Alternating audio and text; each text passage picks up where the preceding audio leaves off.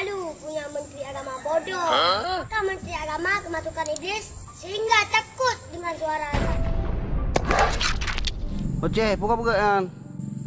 Wawe, Aduh, kemawe, hana kada pun meredo, pi. puan tak ada puru doa.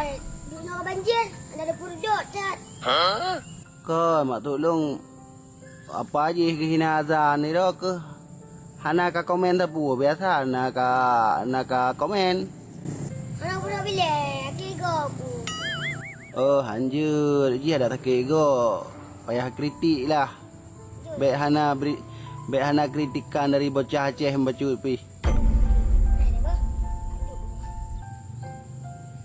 Bahasa Indonesia kau pegang khabar ke apa? Buka long tambang kawe dah, bo. Aku long berapa baca. Assalamualaikum pemirsa. Hari ini Bocah Aceh ingin menyampaikan sesuatu kepada pemirsa. Pemirsa tahu tak berita yang sedang viral? Menteri Agama Yakut.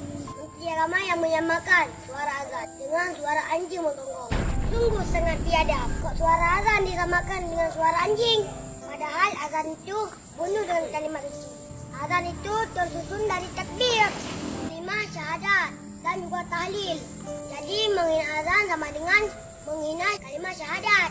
Saya heran, apakah Menteri Agama tidak paham arti azan? Apakah Menteri Agama kemasukan iblis sehingga takut dengan suara azan? Karena biasa yang takut dengan suara azan adalah iblis. Maka kami atas nama Bocah Aceh mendesak Pak Jokowi untuk segera pecat Menteri Agama yang melecehkan Islam. Kami malu punya Menteri Agama bodoh dan kami tak bisa terima ada Menteri Agama yang tak faham agama. Kami saja yang masih kecil tahu azan.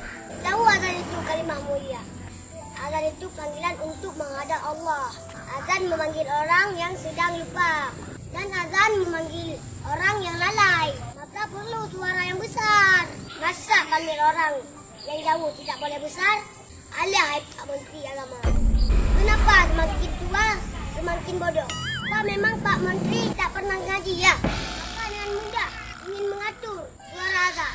Hai Pak Menteri, bukan suara azan yang mengganggu, tapi suara Bapak yang mengganggu kami. Bukan suara azan yang seperti gonggong anjing, tapi suara Bapak yang mungkin kayak suara anjing yang suka kali menggonggong. Sudahlah Pak ya, jangan suka menggonggong ya. Hai Pak Presiden Jokowi, dengarkan suara rakyat. Pecat Menteri Agama bodoh yang telah menghina Islam dan menyakiti hati umat Islam. Kalau Bapak Jokowi tidak mau pecat Menteri Agama, lebih baik Pak Jokowi mundur saja.